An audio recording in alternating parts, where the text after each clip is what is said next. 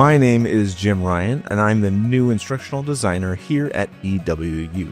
My job here is to take a look at the programs, courses, and people from a different point of view, to see how all these Lego pieces fit, and to imagine how I can help put them together differently to make something new and amazing. Welcome to the Play to Learn podcast. Today I'm meeting with Gena Petrie, a professor and the executive director of Global Student Services at Eastern Washington University.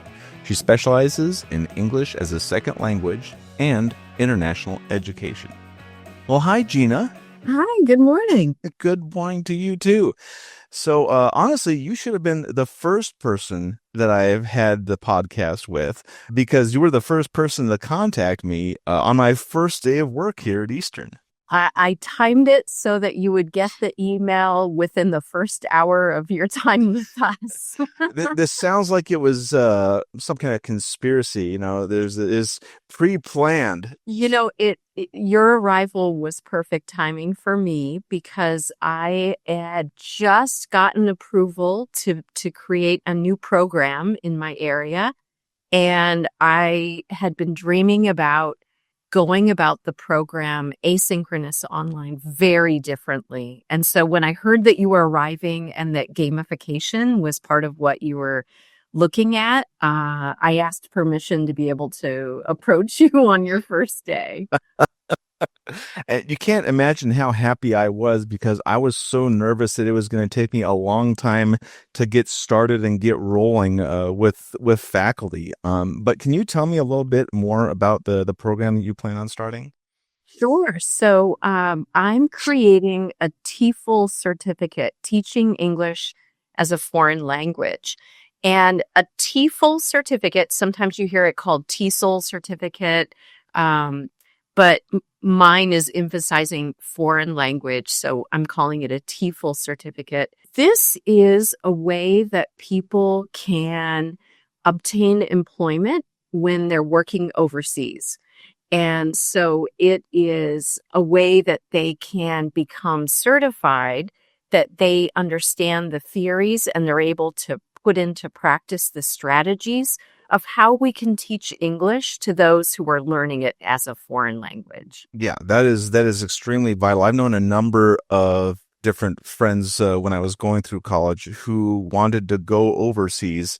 I don't think some of them have even come back, actually, but they wanted to go overseas to do, to teach English over there and to really be immersed in the culture. So I see that as something that's extremely valuable for that cohort right there. What was your original idea, like your strategies coming at this from a design point of view? So when I first began talking about it with people on campus, they made an assumption that what I would be doing is just taking my TESOL certificate that my undergraduates take at the university and simply package it into a slightly different form, maybe more intense, shorter, easier for working professionals to make through, that kind of thing.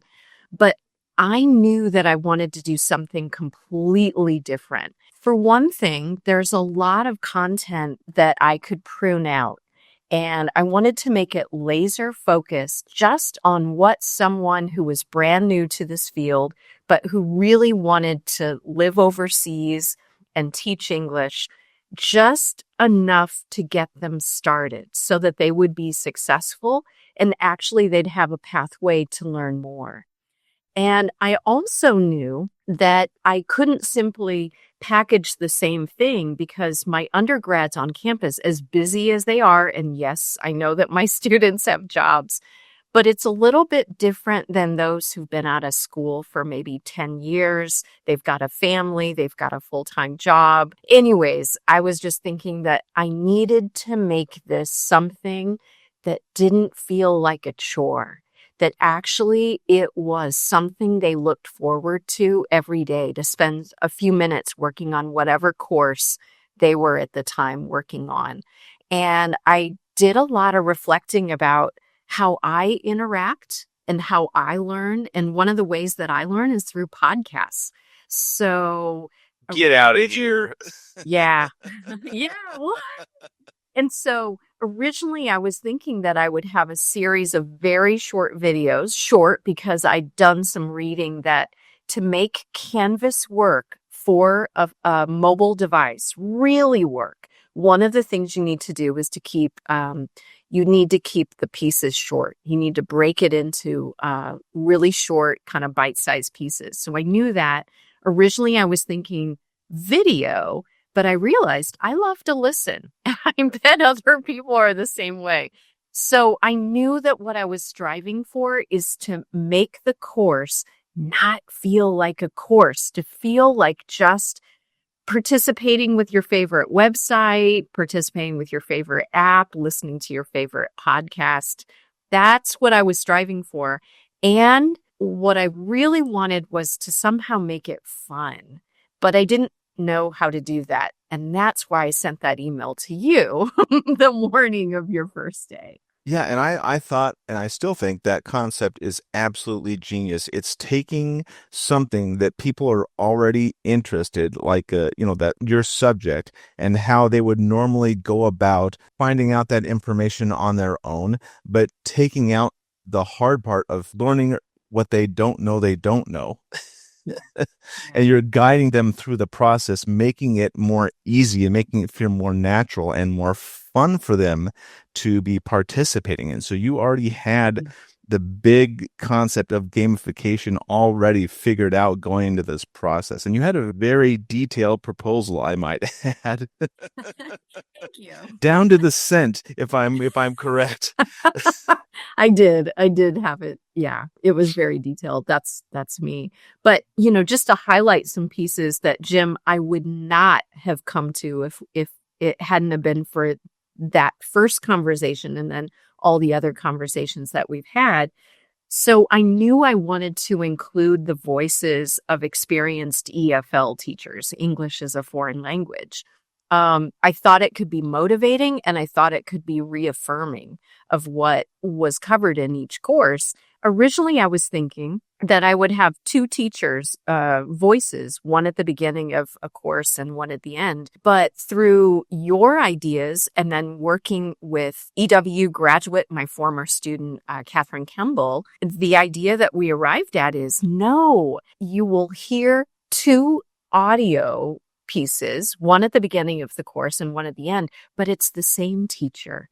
And at the beginning, they're presenting a problem that they had while they were teaching EFL, and that could be solved by the information covered in the course. And then at the other end of the course, there's a quick, it looks like a quiz, but it's just non-credit, and basically asking each student, based on what you learn, what choice would you have made if you were the teacher? And then you'll hear that will unlock the audio so that you can hear what that teacher actually did. So that's one example. Another example of what I got from you, I never would have arrived on my own, is this idea of giving students a reason to go back and review material for the final quiz that's something other than simply to get a better grade on the quiz or to make sure that they've got all the material. And that is to make it fun and to hide some clues. So right now where we are, what we expect to do is for each of the courses, there will be images throughout that are created using AI, and each image will be of the same teacher in an environment, a classroom that the teacher is created just for that course. You'll see the teacher interacting with students in the classroom environment, maybe bicycling on the way home. And at the end of the course, right before the final quiz, one of the questions will be, where do you think this took place? And so they'll use those visual clues, like which side of the road were the cars driving on? What language did they seem to see? How was the classroom arranged? And what does that tell us about where it might be? So that's another example as well. I think I just briefly mentioned the concept, and you took it in a whole other area that I wasn't even expecting you to do. So I don't think you need to discount your ability to come to these conclusions. A lot of ideas just like this, like gamification, just come from playing around and having these conversations, saying, if I was a student, what would be fun, or how can we experiment with different things and shuffle things up to make them more interesting. I think experimenting and like innovating is really the key to, I mean, I'm sure there's going to be times where you fall flat on your face, but those are also the opportunities. You say, well, okay, well, that didn't work. How can I do it differently and make it better? So it's the concept of failing forward, but you're doing better each time. And then maybe you come up with something that really just changes everything. I hope so. I'm sure that it will work. And I'm also certain that it's someone listening to your podcast maybe is in the situation I was in, which is that before our conversation, I had very set ideas about what an online asynchronous course could look like. And I also had rich experiences of interacting with online media myself. What I want to make sure you recognize is that as a faculty member, I needed a little bit of help to make those connections. And so that you were kind of the catalyst that brought those two together. So thank you. No, it's my pleasure. And I loved this whole process. I still love that we're going to be, working together and moving forward. And I guess the way I try and relate it is there are media we are consuming, ways we are doing things on our own, as adults or as teachers, that we kind of take for granted. We don't understand that we're doing them for the purpose of learning, but it is for the purpose of learning. And then it's a matter of, okay, recognizing that and then seeing how we can take those skills that we've already had and all the different types of TV shows or movies or stories, intellectual property that we're familiar with, and then integrating that into the coursework. And in a way, because, a lot of the students coming through will also be familiar with that type of the medium delivery that they've been also experienced, or that intellectual property, like in your case, maybe it has to do something with like a TV show that you've seen like Japan or in Paris or whatever, and that the students might also be familiar with, whether it's anime or whatever. It's just that familiarity and making those links together, these little Lego pieces that you would think belong with different Lego sets, but they really all do fit together if you just see where the connections are. Absolutely agreed. So I guess, like, where do you want to go from here? What's the end goal? What other things do you want to move forward on?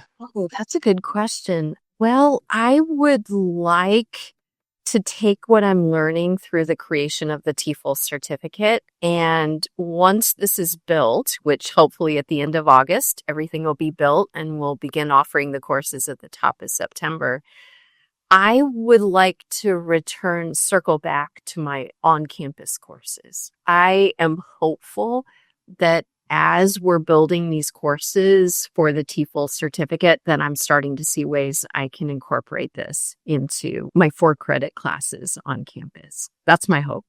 Awesome. Another thing I noticed, and that, I'm brand new to EWU, so I'm still kind of understanding how everything works here, is that pretty much all of the content creation falls on the shoulders of the instructors here.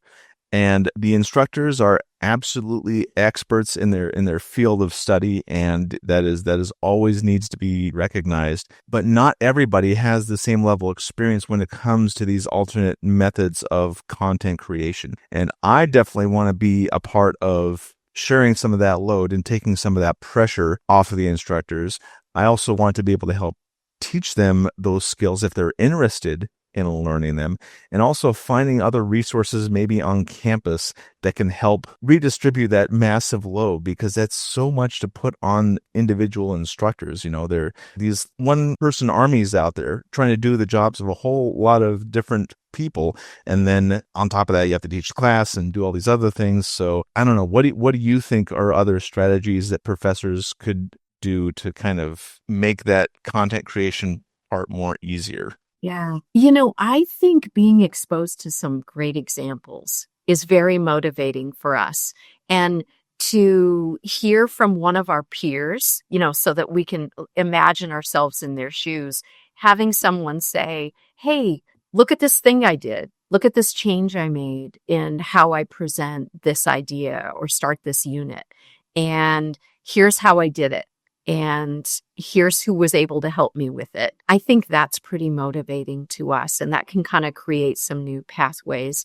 And I think you're seeking out other units on campus that we might know about or not know about, or might not think about as potential resources to assist us with kind of the heavy load, especially the first or second time you do something. I think you're more likely to see some changes as well, because we do care so much about our students learning.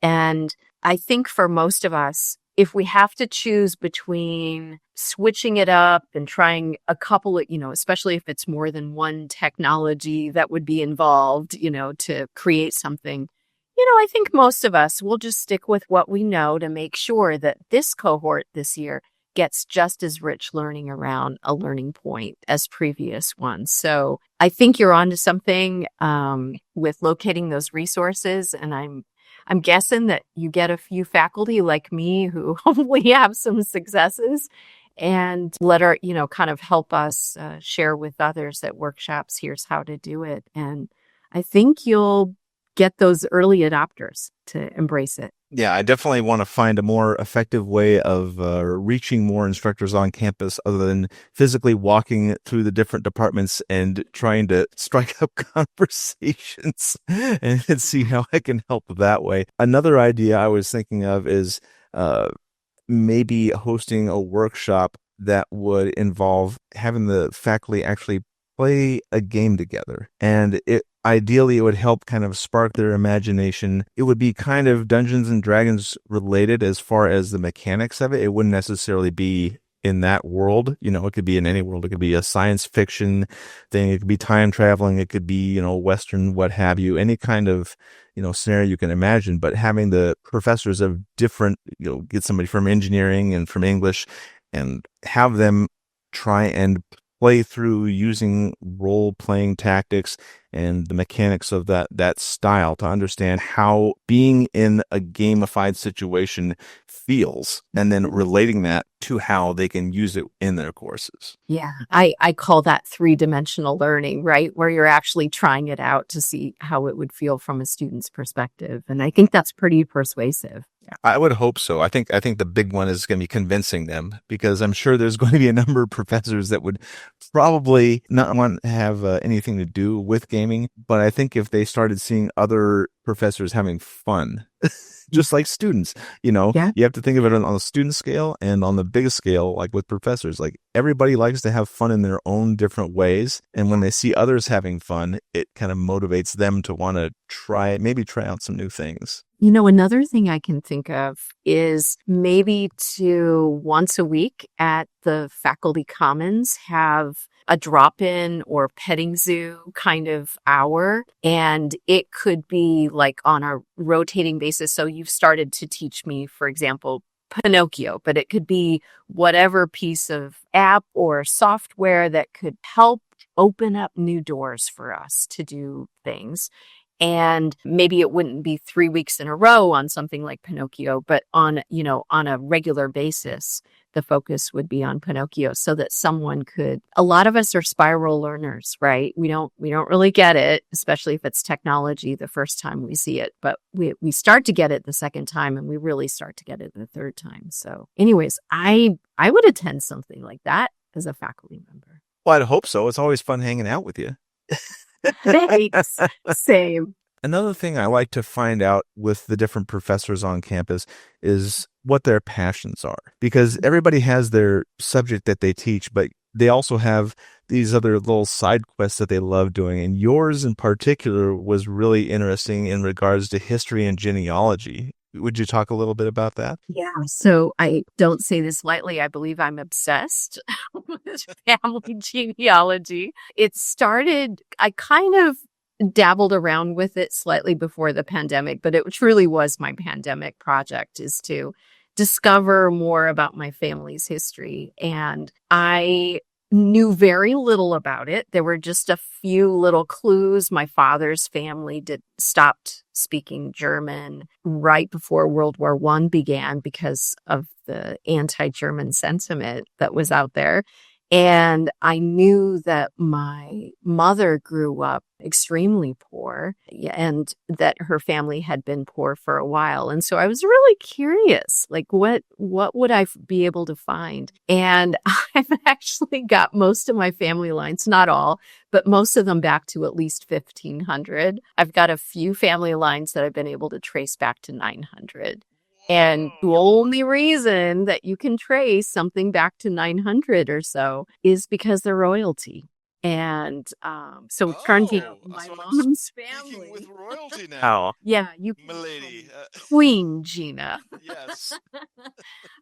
Yeah. So anyways, on my mom's side, so that was fun for me to learn about, and certainly fun for my mom to learn about how differently her family used to live. And it's been a delight to kind of follow my father's family back, really, for the most part.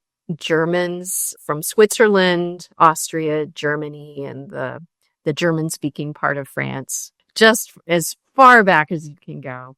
And just fun to see them still the same farmers that they have continued to be. So that's really fun. I've also researched our family's house, the history of the house that we live in. And that all started when we had an addition put on and floorboards were taken up, and we found all these things that had slipped between the floorboards. So that kind of set it off. And we were actually even able to find the ship manifest of the Swedish immigrants who built this house, and we're able to follow their story a little bit.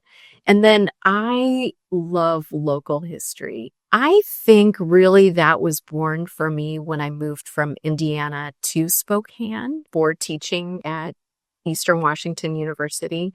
And I think I was looking for a way to feel at home here. It was so far away, and my family had never been outside of Indiana since they originally came from Philadelphia. So I think that learning the local lore and finding out the history of areas and why things look like they look really kind of helped me to feel at home here. And it's just continued, and I love to share that with students as well. Yeah, I had a really fun time going out with you and those Japanese students just the other day and taking those photos and hearing those stories about the Chini area. It's really eye-opening and very helpful, hopefully, down the road. I love our university, and I love that a lot of the stories that are very meaningful to me really do make me love it even more, especially the stories that are about student spirit and about the community working together with the university. Okay, so I'll end with just one last question. What is your main source of inspiration? Oh, I love a good mystery. And I don't mean I read mysteries necessarily, but I love when I think of a question or a question is posed that grabs my attention. I love seeking the answer. That's what inspires me. Awesome. Well, Gina, thank you so much for taking the time today to speak with me. And, I think we're going to have a really great time working together. I guess we'll just finish it up there. Wonderful. Thanks so much, Jim. All right. Thank you.